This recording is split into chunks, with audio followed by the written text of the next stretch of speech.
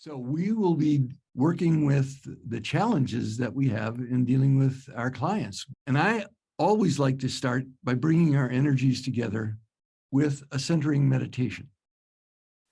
So let's just take a few minutes to get yourself comfortably situated. Let your spine be relatively straight, but not rigid. And if it's comfortable for you, let your eyes close. If you would prefer, you can also focus on something in the room. And I'm going to ask you to imagine a ball of vital life energy, which is your life force at the base of your spine. As you notice that ball of light energy, notice what color is there for you today.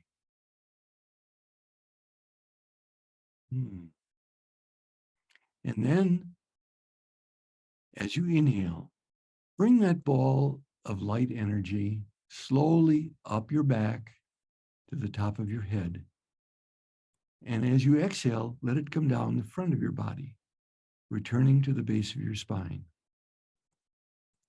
Keep that cycle going without pause, but a gentle breath that sends a light and healing energy to every vertebrae and all the nerve fibers that go from there to every cell of your body, sending a light and healing energy on the inhale, going up, and on the exhale to every vital organ in your body, coming down.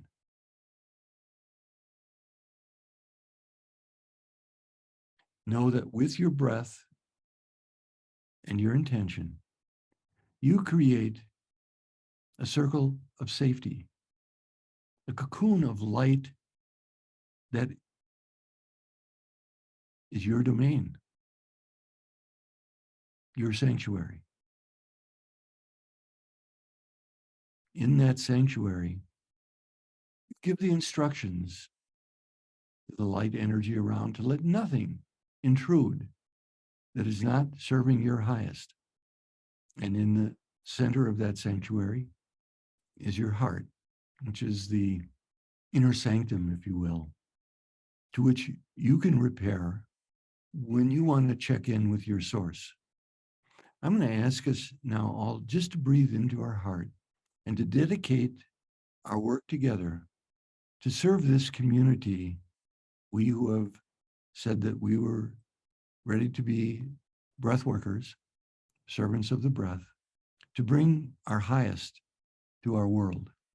And that in this time together, we share with one another as colleagues, as cohorts, or as I like to say sometimes, co-conspirators in the breath, as to how to give our best, how to continue to learn and grow and teach, because each of us is called here to share your special gifts, as well as to learn from every other person. And it doesn't even require verbal forms of learning. Much of what we do as breath workers comes from our presence and our commitment to do our daily work, our commitment to keep our bodies, physical, mental, emotional, and spiritual, in alignment with Source. So as you breathe into your heart, ask from your Source, what in particular is important for you to grow in as a breath worker? Listen with your heart. This isn't the mind's time to further its agenda. So listen with your heart to what it is also that you come here to share with all of us. And then thank the Spirit of Breath for bringing us together and for being our guide every moment of the day. Again, with a few deep and clearing breaths, bring yourself back, relaxed and curious about what surprises and what treasures we'll share together. The topic is dealing with challenging clients. Now, my first proposition here is that every client is a mirror for self-discovery, like it or not. You know, sometimes the closer we get to people, the more we see ourselves. But we're not looking at just your close, intimate relationships or partners. We're looking with the intimate relationship that we create when we share breath together. It's not just casual conversation, or it's not just something we give people permission to do and then they take off on their own and we check in with them later. We are energetically involved with their peeling away the layers of onion. Or I like to say, going deeper into their own soul. And what they see and what they reflect is also a reflection of us. So what may be a challenging client to one practitioner may not be to the next. Clients hold a mirror to us and agree or disagree with what we're asserting. That is, whether we're presenting either in a session or a class, or how we are asserting it. So it gives us an opportunity to listen and clarify. Is there a misunderstanding going on? Perhaps I or they use a term or a concept that was not fully understood. When I say connected breathing, that may mean different things to different people. But my client will be there to reflect back to me. Well, Jim, actually, you're making assumptions here that everyone is thinking the way you do. And so they'll reflect back, okay, time for you to get a little more specific, maybe even demonstrate. Or they may be a mirror in the way that they put a nuance on something that I'm saying that I hadn't even thought about myself. It helps me increase my accuracy. I may again say faster than normal breathing. Well, for them, that may be quite different than faster than normal breathing for me. And I learned something. I consider if I haven't learned something in a session, I probably wasn't paying attention. I mean, they weren't just sent in by the divine director to challenge me. No, they are there to learn and grow, and they have genuine questions, but I'm also there to learn and grow. And so it will help me pick up nuances in how I'm communicating and what's going to serve other clients better. In fact, they may even discriminate the value of opposing viewpoints. For example, what's spiritual to me, that is the divine within everyone, differs from what is spiritual to them. Only God is spiritual. All right, does that mean that the session's over because we disagree? No. Breathwork encompasses all points of view. So we can, as they say, agree to disagree and can respect the value of differing approaches, philosophies, and still use breathwork effectively. Proposition number 2 is we can hear and benefit from the lessons that the Spirit of Breath sends to us. So seeing the challenge that is presented to me as a gift rather than an obstruction will increase the chances of a productive dialogue and collective learning if it's in a group. This requires open-mindedness and open-heartedness. So it's not always what I say, but maybe it's coming in the form of how I say it. It's being perceived as a threatening viewpoint, seeming authoritarian to them, or rigid, chauvinistic, judgmental. So this provides us practitioners with a mirror to see if we may be stuck or attached to a certain position. Self-acceptance here is more useful than being defensive. It's more useful in actually finding a bridge to mutual understanding. So the third proposition is that we can turn resistance into love every time. Oh, isn't that a nice sentiment? We can turn resistance. Come on, Jim. Yes, we're going to have some success with some clients and others not. So how could you assert we're going to turn resistance into love every time? That's in our control.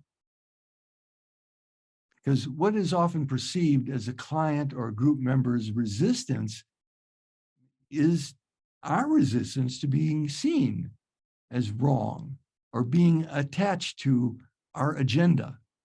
One of mine for many years was, hey, I've got all these notes here and I got to get through this material because it's really important stuff and you need it. So someone wants to ask a question. Oh, doggone it. Don't ask questions now. Jim's got important stuff to share, or in a session.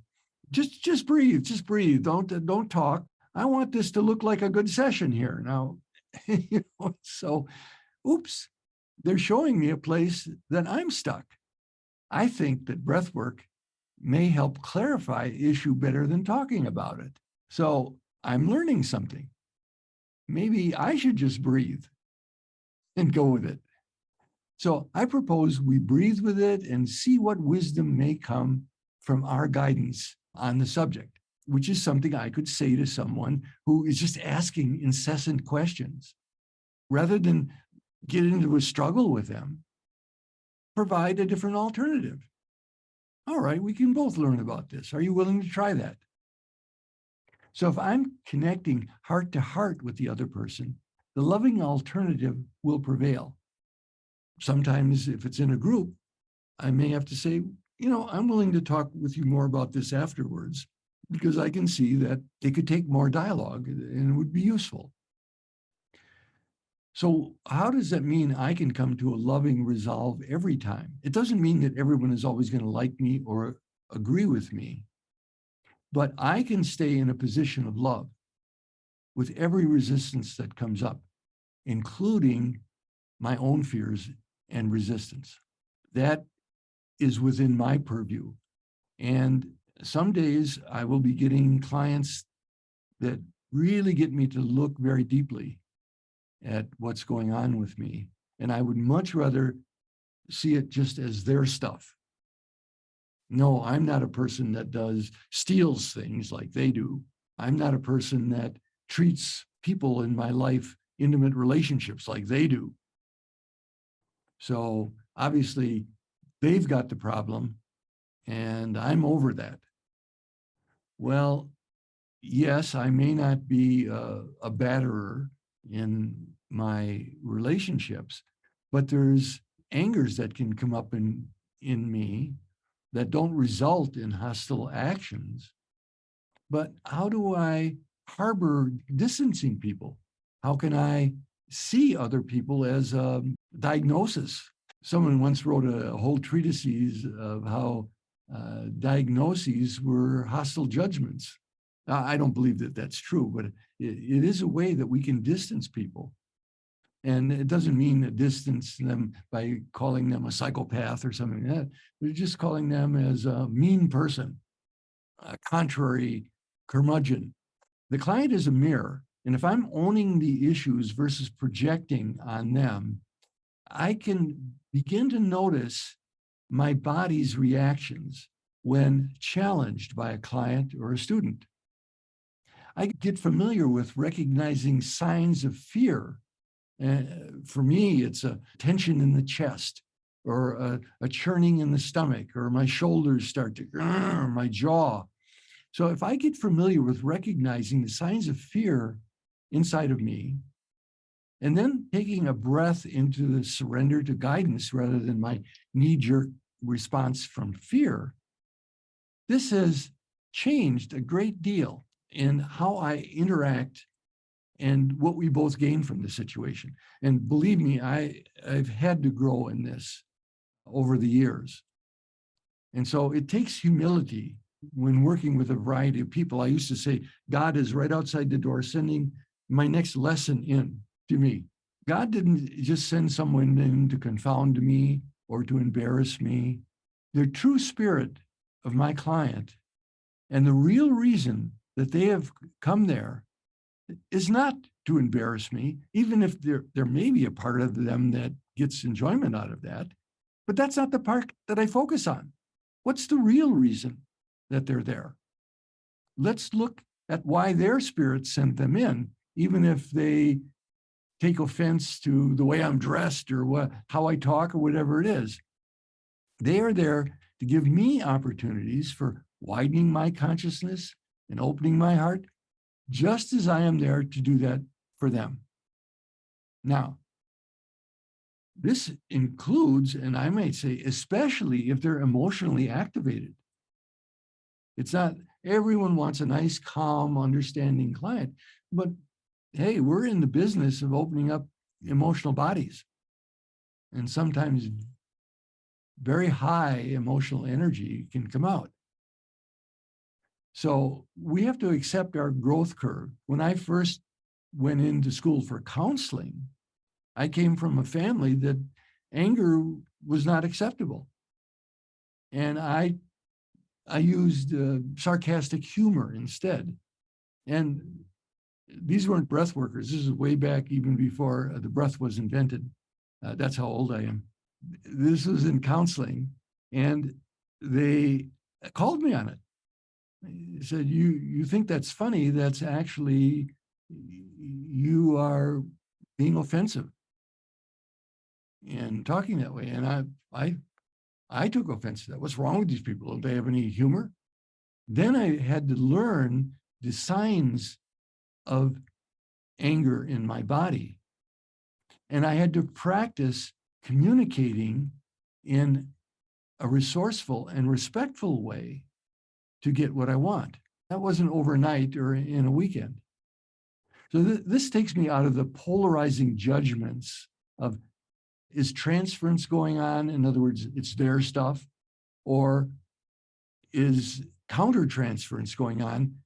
It's my stuff. And helps us see the synchronicity in our work, which it's our stuff.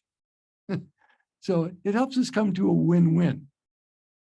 So this may be more realized by a practitioner, that it's our stuff, then I've got to communicate it or point it out to them.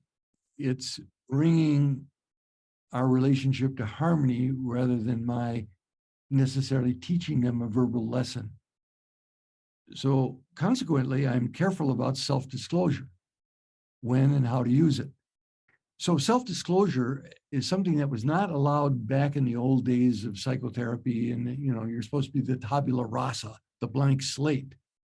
But sometimes if the person is talking about a difficulty they have in relationship and they think that they're the only one that has run into having anger at the roommate that leaves dishes or their partner that doesn't as cleanly as they are, okay, I've had this experience myself. And it wasn't pretty, but I recognized that we came from different households, myself and my partner or my roommate, and it took a while to work that out. So that would be an example of sharing from my own experience to help the client learn, okay, you're not a weirdo, or it's not totally unusual that can happen. However, if I go on and I get into sharing from my personal experience, and my wife still leaves those dishes in the sink, she hasn't learned a thing over the years about what it is to keep germs away from our family. Okay, what happened? Well, I just went off on dumping my emotional charge on my client. So knowing the difference between respectful self-disclosure and dumping is very important. We use differential diagnosis at times. We use words like depression, anxiety, addiction. But it's very important that we don't start seeing people as an addict or as a depressive person. They're a person who experiences highs and lows in emotional energy or can use substances. It's very important because people will pick that up, even if I'm not saying it out loud. They are being objectified and just seen as a borderline personality or a psychopath. So Holy Vision allows me to distinguish between personality patterns, we all have them, our ego fears, and the core love that is our essence. So what happens when we get stuck, when we run into a client that We just have tried everything. We're trying to use Holy Vision. We're a community. So we talk to peers or supervisors. It's very important that we use our network. We're not, believe it or not, supposed to know everything. That's why we're having this class here tonight. I came here to learn and find out things that I don't know yet. I took a ethics course myself. In my profession, I have to have continuing education. And this ethics course emphasized dual relationships. And there was an entire chapter on altruism. What are you talking about? How can altruism be unethical? Well, what it was about was that people sometimes think that, oh, this act of giving is being so helpful to the person that I'm with, whereas it's more my agenda and I can cross boundaries. Oh, you live on the other side of town. Well, hey, I'll give you a ride over there. And you may be over giving at times in ways that make people feel beholding to you.